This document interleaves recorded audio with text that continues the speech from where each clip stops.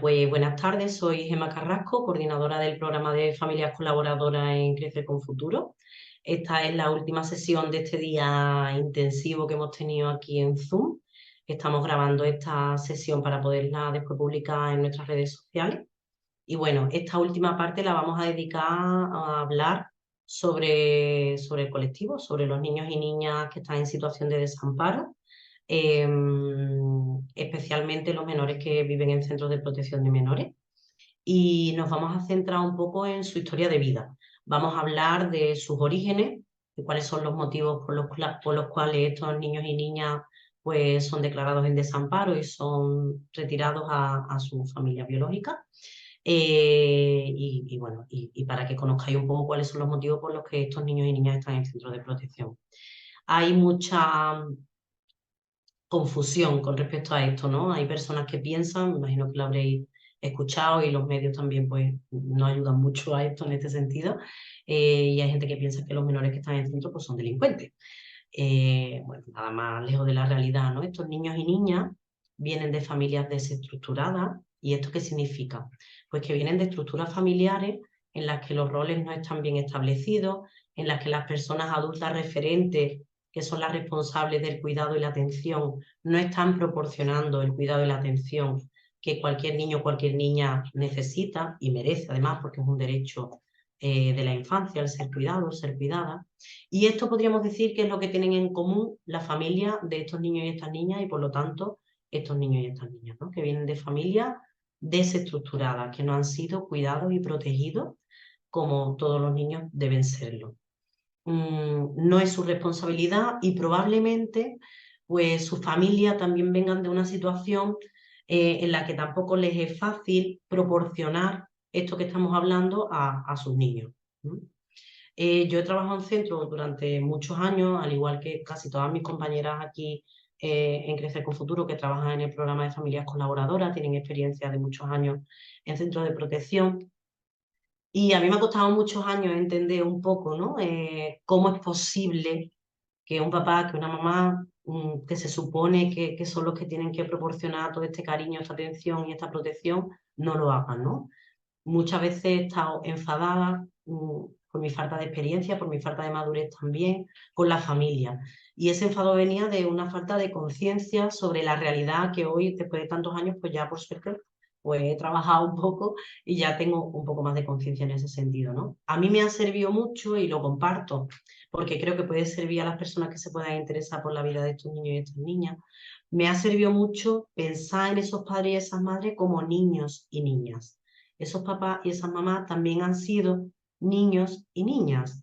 Y entonces nos podemos preguntar, ¿no? ¿Qué infancia han tenido esos padres y esas madres? ¿Cómo han sido sus padres y sus madres a su misma vez con ellos? ¿Cómo les han cuidado? ¿Cómo les han protegido? ¿Cómo les han mostrado el afecto? Pues probablemente de la manera en que ellos lo están haciendo. No tienen otros modelos. Están reproduciendo el patrón del que vienen. Y podemos pensar, bueno, los menores no sufren, los niños y las niñas no sufren, claro que sí. Entonces, si esos padres han sufrido, ¿cómo hacen lo mismo? Porque no conocen otra manera, ¿vale? Es muy posible que en nuestras circunstancias, me invento de que hemos vivido en una infancia medianamente normalizada, y pongo comillas, ¿no? Porque todos tenemos nuestras cositas, ¿no? Pero que hemos sido cuidados y protegidos, precisamente, no hemos tenido estas experiencias, con lo cual nos cuesta un poco entender esto, ¿no? Lo que sí os podemos decir es que es fundamental que trabajemos desde este posicionamiento de respeto hacia las familias biológicas de estos niños y niñas si queremos formar parte de sus vidas. Porque al fin y al cabo, para ellos y para ellas, papá y mamá, la familia que los ha cuidado hasta el momento, son las personas más importantes de su vida. Igual que lo ha sido para nosotras cuando hemos sido niñas, igual que lo es para cualquier niño, para cualquier niña, ¿no? Entonces, bueno, em, eso es lo que os puedo contar sobre las familias biológicas. Esos son los motivos por los cuales los menores son retirados. ¿Cómo se da esta situación? Pues muy habitualmente es en el contexto escolar o en el contexto sanitario donde alguien se da cuenta, algún profesional se da cuenta de que algo no está bien en esa familia. Algo está ocurriendo y esos niños no están bien cuidados y bien protegidos, ¿no? Entonces estos profesionales tienen la responsabilidad de denunciar esta situación. Y son los servicios sociales correspondientes a la localidad, a la zona donde vive la familia, quien se hace cargo de trabajar con la familia para evitar la separación de los menores con su familia. ¿Qué es lo que ocurre? Que en muchas ocasiones pues, no es posible que se evite esa separación. Que se trabaja con la familia, pero no se consigue que la familia tome conciencia de la gravedad de la situación y muchas veces pues no son capaces de cambiar su patrón de conducta, ¿no? Su patrón o sea, su manera, ¿no? de cuidar a sus hijos. Entonces, finalmente, pues estos menores tienen que ser retirados, ¿no? Cuando estos niños y niñas son retirados de sus familias biológicas, pueden tener diferentes alternativas de protección, ¿vale? Fundamentalmente nos puede sonar o podemos haber escuchado, y más si hemos estado interesados por este tipo de cuestiones, adopción y acogimiento familiar, ¿no? Son las medidas familiares que en principio se deben priorizar para estos niños y niñas que son retirados de sus familias biológicas, ¿no? ¿Qué diferencias conocemos sobre estos recursos, sobre estas medidas de protección? Bueno, pues en la adopción mi motivación es ser papá, mamá de un niño o una niña, con la única diferencia a efectos legales que no lo he tenido yo biológicamente, sino que son adoptados, vienen de otro papá y otra mamá. Y normalmente se rompe el vínculo y la relación con la familia biológica. Sin embargo, con respecto al acogimiento, el papá, la mamá sigue siendo la administración. La Junta de Andalucía sigue siendo la responsable de estos niños y de estas niñas, ¿vale? Y por otro lado, se tiene que procurar, aun estando en acogimiento familiar, el contacto, que se mantenga el contacto y el vínculo con su familia biológica.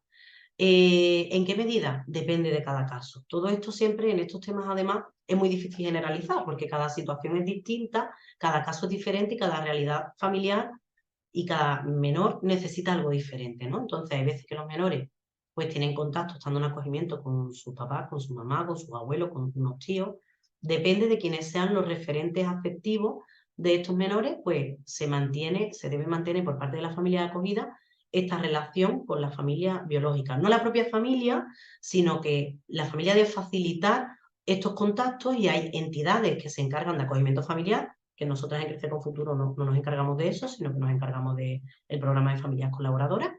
Estas entidades se encargan de coordinar esos contactos con las familias biológicas de los menores, ¿vale? Encontramos 3 modalidades de acogimiento, que son, 2 de ellas son temporales y la otra es permanente. Tenemos la familia de acogida de urgencia, que se le llama FAU, y el acogimiento temporal. Esas 2 medidas de acogimiento son temporales. ¿Cuánto dura? El tiempo que necesite el caso para que se vea qué pasa con ese niño o esa niña. Si termina en acogimiento permanente, si termina en adopción, si va a volver con alguien de su familia. Entonces, mientras tanto, está en una de estas modalidades de acogimiento temporal. Y el acogimiento permanente se usa cuando no se prevé que la familia se vaya a recuperar, sin embargo, sí que se procura mantener, como decía, estos contactos con la familia biológica de los menores, ¿vale? No he mencionado como familia biológica, y es una de las partes más importantes de relación y de vínculo de los propios niños y niñas, y son los hermanos y las hermanas. Muchas veces estos menores tienen más vínculos y son más importantes para ellos y para ellas sus propios hermanos que incluso sus padres, ¿vale? Entonces es importante, sobre todo cuando hablamos de retirada de grupos de hermanos, como son muchos hermanos, que no todos van a la misma medida de protección, pero para ellos es muy importante mantener ese vínculo. Ya bastante duro es para ellos ser separados de su familia, porque en la mayoría de los casos, por lo menos en mi experiencia, que yo lo que os puedo compartir, los niños y niñas no quieren irse de su casa, no quieren separarse de su familia biológica. Al fin y al cabo es lo que conocen, es el sitio que conocen y son las personas que conocen. Y aunque no lo hayan hecho de la mejor manera o de la manera más deseable para cualquier niño o para cualquier niña, son las personas más importantes de sus vidas. Entonces es importante tener esto muy en cuenta, ¿vale? La otra opción que existe, que tendría que ser la última para todos los niños y niñas, pero hasta el momento no lo hemos conseguido, es que terminen estando en un centro de protección de menores, que se han retirado de su familia previo a haber trabajado con la familia para evitar la retirada, pero que no se haya conseguido, y su alternativa no es familia, sino es institución, centro de protección.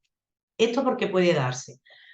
Bueno, se puede dar por muchos factores. Puede ser que los menores no estén preparados para ir a familia, que no quieran, porque sean ya un poco más mayores y a lo mejor tienen mucha resistencia a ir con otra familia que no sea la suya propia, biológica.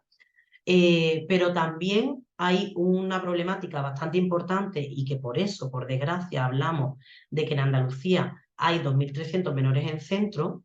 Hay una falta de cultura de acogimiento en nuestro país y en nuestra comunidad autónoma y en nuestra ciudad todavía muy importante, con lo cual es muy necesario a día de hoy que haya más personas que se ofrezcan a acoger de manera permanente a estos niños y a estas niñas, porque cualquier medida de acogimiento familiar es una alternativa al acogimiento residencial. Es decir, lo ideal de cualquier familia de acogida es partir de yo estoy aquí para que tú no estés en un centro de protección de menores. Yo estoy aquí para que crezcas en un entorno familiar y no en un entorno institucional.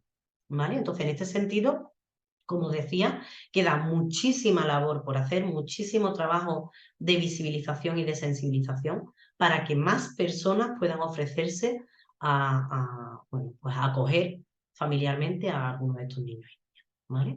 Y ahora centrándonos en el acogimiento residencial, es decir, en los centros de protección de menores y más concretamente en estos 2.300 menores que están en esta medida de protección, pues estos niños y niñas crecen en instituciones, crecen en centros de protección, en los que se intenta cubrir todas las necesidades de estos niños y niñas. Las necesidades básicas son de diferente tipo, ¿no? Tenemos necesidades básicas a nivel material y otras necesidades básicas que son intangibles, porque no son materiales, ¿no? Y se refieren más a la cuestión afectiva y emocional, ¿no? Entonces, los centros de protección de menores procuran y dan respuesta a estas necesidades a nivel material de estos niños y niñas. Los profesionales, las personas que trabajan en los centros de protección, y nos consta en Crece con Futuro porque tenemos mucha relación, mucho vínculo con los centros de protección y venimos de ahí, de hecho, sabemos que son gente muy comprometida y muy implicada. Trabajar en un centro de protección de menores no es echar mis 8 horas de trabajo, irme a casa y olvidarme hasta que me vuelva a tocar el turno. No es real, ¿no? Supone una implicación que va mucho más allá de cualquier trabajo en el que yo echo mi jornada y me voy a casa y me olvido, ¿vale? Sin embargo, la propia estructura del centro de protección hace muy complicado atender a nivel afectivo y emocional a estos menores. Y es ahí donde tenemos la oportunidad, por medio del programa de familias colaboradoras, de dar respuesta a estos menores en esos aspectos afectivos y emocionales. Convertirnos en padrinos, en madrinas de estos menores, acompañarlos mientras que está su vida en los centros de protección de menores y que compartan tiempo en familia. Es fundamentalmente lo que podemos hacer en la colaboración. La colaboración, como entiendo que sabéis, imagino que habéis escuchado ya hablar de esto, consiste en compartir fines de semana y vacaciones con algún niño, con alguna niña que vive en centros de protección de menores. ¿Vale? Con respecto a la relación con las familias biológicas de estos niños y niñas que viven en centros, bueno, pues la mayoría de los menores podemos pensar que estos niños no tienen familia y no es así. O sea, la mayoría de los niños y niñas no son niños y niñas huérfanos. Son niños y niñas que tienen a su familia, que tienen a sus padres, a sus abuelos, a sus tíos, a sus primos, a sus hermanos. Sin embargo, que como hemos dicho antes, no pueden mantenerse viviendo con ellos, ¿vale? ¿Cómo se siguen relacionando con su familia estando en los centros de protección de menores? Pues depende de cada caso también, como hemos dicho antes. Normalmente la familia o gran parte de la familia tiene regulado los contactos con estos niños. Pues puede ser por medio de llamadas, puede ser por medio de visitas al centro, puede ser por medio de salidas, que los menores salgan del centro. Y estos contactos son más o menos supervisados por el personal del centro, educadores, equipo técnico, trabajadora social, psicóloga, según el caso de cada familia. Hay relaciones familiares y contactos que tienen que ser dirigidos por parte de profesionales, porque la familia, como no lo sabe hacer bien, pues necesita ese acompañamiento para que estos contactos sean favorables para los menores. Y hay otras veces en los que se puede confiar de una manera con más tranquilidad, ¿no? En que estos contactos van a ser positivos para los menores y se mantienen de manera mucho más flexible, ¿no? Pues a lo mejor pueden tener llamadas sin que haya nadie delante, pueden salir del centro incluso a pasar el fin de semana con su familia algunos de los menores. Entonces va a depender de cada caso, de cada situación familiar. Lo que sí podemos decir en general es que para los niños y niñas de centro de protección, como para cualquier niño o niña, aunque no viva en centro de protección de menores, sus familias son las personas más importantes de su vida. Por lo tanto, hay que cuidar muy bien el cómo nos relacionamos con estos niños y estas niñas en referencia a sus familias biológicas. ¿Puede ocurrir que en la colaboración estos menores hablen de su familia biológica? Pues es muy probable, porque son personas significativas para ellos. Entonces, si hablan de su familia biológica, nos tenemos que dejar asesorar y acompañar muy bien, tanto por el Centro de Protección de Menores como por nosotras, por Crece con Futuro, para saber cómo dar respuesta a esos mensajes que esos niños y esas niñas den sobre su familia. Imaginémonos, os pongo en un caso, ¿no? Imaginémonos que una niña con la que estamos colaborando de repente verbaliza que cuando vivía con su familia ha sido víctima de abusos sexuales, por ejemplo. Pues esto es una situación que nos podemos encontrar, que puede ser que no hayamos estado precavidos de esta situación, pues porque a lo mejor ni siquiera el Centro de Protección de Menores tiene constancia de esto. Hay veces que este tipo de situaciones no sale con tanta facilidad y está muy tapada y es en un contexto familiar donde el niño o la niña relaciona ese vínculo familiar que está empezando a crear con el vínculo de su propia familia y es ahí donde se le despiertan ciertas situaciones, ciertas vivencias que han tenido con su familia biológica. Entonces, bueno, si llegara a esta situación, os estoy poniendo una situación súper extrema, que no tiene por qué ser esta situación, a lo mejor es cualquier otra cosa, como por ejemplo, pues si yo no me despertaba por la mañana, no iba al cole. Es que yo no iba al cole por mi culpa, porque yo no me levantaba para ir al cole. A lo mejor te lo está diciendo un niño o una niña que tiene 12 años, pero fue retirado con 8. Y tú dices, bueno, ¿hasta qué punto tiene la responsabilidad un niño o una niña de 8 años de despertarse y irse al cole? Y no es responsable de su familia, ¿no? Entonces, este tipo de cosas que ellos y ellas pueden contarnos, puede que nos coja un poquito desprevenidos, ¿vale? ¿Cómo actuaríamos en estos casos? Acudiendo siempre a los profesionales que son los que os están acompañando. En primer lugar, el centro de protección, porque al final son los principales referentes de estos niños y estas niñas y es con quien conviven el día a día. Y en segundo lugar, con Crecer con Futuro. Que además, desde Crecer con Futuro hasta que empiece la colaboración, vamos a estar hablando de todas estas cuestiones.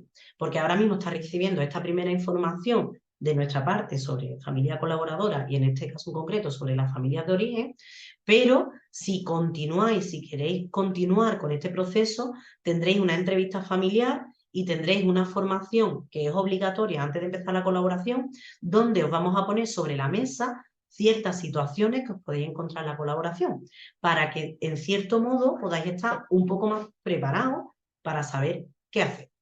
Es verdad que por mucho que hablemos de esto, es vernos la situación, porque eso es así, como la vida misma, ¿no?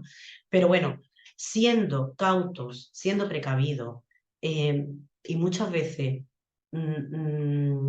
frenándonos un poco y pidiendo el apoyo, hacemos más bien que queriendo dar una respuesta inmediata, porque hay veces que no la tenemos.